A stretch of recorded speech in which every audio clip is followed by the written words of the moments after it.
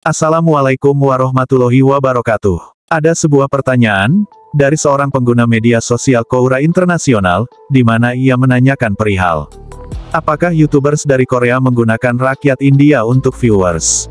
Pertanyaan ini dijawab oleh akun Vipul Chandraja, yang menyatakan bahwa 100% yes. Lihat deh mereka, lihat ke wajahnya, apa kalian benar-benar berpikir kalau mereka tertarik dengan film Bollywood? Padahal masih ada film Jepang, film Iran, dan juga film Korea yang mana sudah memenangkan Oscars, BAFTA dan lain-lain, tapi kenapa YouTubers barat ini tidak memberikan reaksi yang sama? Kenapa ya? Yaps, tentunya uang. Ada pula YouTube channel yang terdaftar di Amerika, UK, dan lain-lain. Di mana tingkat biaya periklanan di sana jauh lebih tinggi daripada di India. Jadi sesuatu yang mereka butuhkan hanyalah views. Tapi bagaimana cara untuk mendapatkan views? Sedangkan segalanya sudah terjelajahi di Amerika, dan tidak ada yang menarik lagi melihat wajah orang Kaukasia, karena itu adalah hal yang sudah biasa bagi orang di sana. Korea, Jepang dan Iran memiliki populasi yang sedikit, itu gak akan bisa mengambil banyak penonton. Pasar di sana gak sebesar itu. Dan orang Jepang gak akan peduli kepada reaksi mereka juga. Mereka sudah tahu negara mereka itu terkenal. Lalu, negara mana yang memiliki miliaran populasi? China dan India. Tapi, di China nggak ada YouTube. Sekarang, hanya tersisa India. Ayo kita buat konten reaksi untuk film India, Bollywood, Kollywood, dan apapun India bahkan video komedi menyedihkan. Kita butuh views alias uang. Setelah 200 tahun dari sejarah kolonial, kita dipenuhi dengan rasa rendah diri. Kita membutuhkan validasi terus-menerus bahwa kita baik, unggul. Padahal jauh di dalam lubuk hati kita tahu, kita tidak seperti itu. Dan enggak ada yang lebih baik daripada orang kulit putih, yang mana mereka adalah orang-orang yang melakukan kolonisasi terhadap kita di masa lalu, dan mengatakan kalau kita bagus. Ini adalah model cara menghasilkan uang dengan mudah oleh para orang barat yang tidak bertalenta. Mereka mencetak uang dari kami. Mereka memuji kami, memanjakan kami, dan dengan mudahnya uang mengikuti mereka. Dengan cara yang sesederhana itu. Ini palsu, kawan, segalanya, dari reaksi mereka dan komentar mereka, segalanya sudah ditulis. Kita tahu seperti apa film kita, terutama Bollywood. Hari ini, bahkan orang Pakistan ikut melakukan hal yang sama terhadap film kita. Dia juga memiliki model yang sama. Kami orang India selalu ingin merasa lebih unggul dari orang Pakistan dan seperti itu pula yang mereka berikan kepada kita. Rasa validasi dan keunggulan itu. Jadi lihatlah, film kita itu 70% adalah sampah dan kita mengetahui itu. Terima saja kenyataan ini dan berhentilah hidup dalam gelembung dan membuang waktu berharga kalian. Reaction video adalah palsu, berhenti untuk menjadi produk mereka dan tontonlah video lain yang lebih produktif di YouTube. Berhenti membuat orang asing menjadi kaya dan kalian sendiri gak dapat apa-apa. Belajarlah sana, bangun karir kalian dan membuat India bangga. Aku tahu, aku terdengar kasar, tapi ini kenyataan. Terserah kalian mau menerimanya atau malah tetap ingin jatuh di lubang yang sama. Joel Andrews juga mengingatkan masyarakatnya, dengan mengatakan, setelah 200 tahun sejarah kolonial, kita dipenuhi dengan rasa rendah diri. Kita perlu pengakuan terus-menerus bahwa kita baik, unggul. Dikatakan dengan sangat baik. Akun lainnya, Navin D, juga memberikan tanggapan. Jawaban yang tepat. Saat ini bahkan orang India pun membuat video seperti itu. Selama kita tidak sadar mereka hanya melakukannya demi uang. Mereka akan terus melanjutkan tren menyedihkan ini. Adapun alasan dasarnya, seorang lainnya mengemukakan. Saya menghargai jawaban ini, orang India diajarkan untuk mencari pengakuan dari semua orang, sejak kecil. Mulai dari memamerkan baju baru hingga memamerkan bakat Anda di hadapan tamu dan kerabat untuk menghibur mereka. Secara alami, kita tumbuh dengan pemikiran bahwa sangat penting untuk mencari pengakuan dari semua orang, untuk setiap hal kecil. Yang paling menohok, ialah komentar dari Kandiam Venkata Krishna, yang menyatakan bahwa semua orang-orang bodoh yang malas di negara-negara barat memangsa orang-orang bodoh yang malas di India. Satu-satunya perbedaan, adalah orang-orang barat mendapatkan uang darinya dan orang-orang India kehilangan uangnya. Memang benar kalau orang barat mendapat uang darinya, tapi bagaimana orang India bisa kehilangan uang? Selain India, Seorang TikToker dari negara jiran kita Malaysia, juga pernah mengemukakan keluhannya soal warga negara asing yang menjadikan Asia Tenggara sebagai ladang cuan.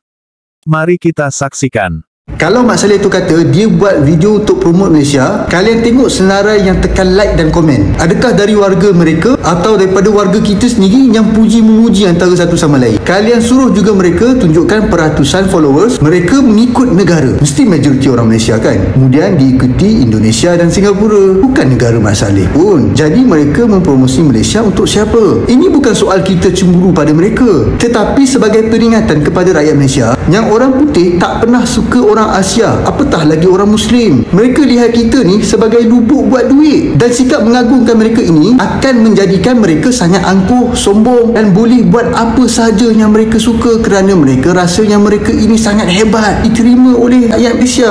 Tuan-tuan dan puan-puan, perkara yang macam ni kita kena elakkan, sebab kita punya layanan pada Mak Saleh keterlaluan sampaikan mereka pijak kita. Kita kena layan orang secara baik tapi berpada-pada. Layan orang ada limit dia. Kalau kita perhatikan dekat negara kita ni senang je orang luar negara nak buat duit. Orang Arab ke, orang Mak Saleh ke, datang duduk Malaysia sekejap, boleh bercakap dalam bahasa Melayu, terus jadi selebriti, terus dapat masuk TV dan sebagainya. Tapi berapa ramai orang Bangladesh yang boleh bercakap bahasa kebangsaan kita tak pernah diberi peluang ni? Adakah sebab kita melihat mereka ni adalah golongan yang hina dan kita melihat Mak Saleh ni adalah lebih hebat, lebih berjaya daripada kita? Ini satu persoalan yang kita harus jawab dan kita harus ubah. Ini satu lagi saya nak bagi tahu, backpacker Mak Saleh. Korang tahu tak backpacker Mak Saleh ni semua orang-orang kaya? Mereka semua ni berduit. Mereka datang ke negara kita ni sebab mereka tahu orang kita ni terlalu sukakan Mak Saleh, sampaikan apa sahaja yang mereka minta kita akan bagi. Jangan terpedaya dengan mereka. Golongan backpacker yang minta sumbangan, yang minta sedekah, itu semua ambil kesempatan pada kita. Kenapa mereka berani buat perkara seperti ini?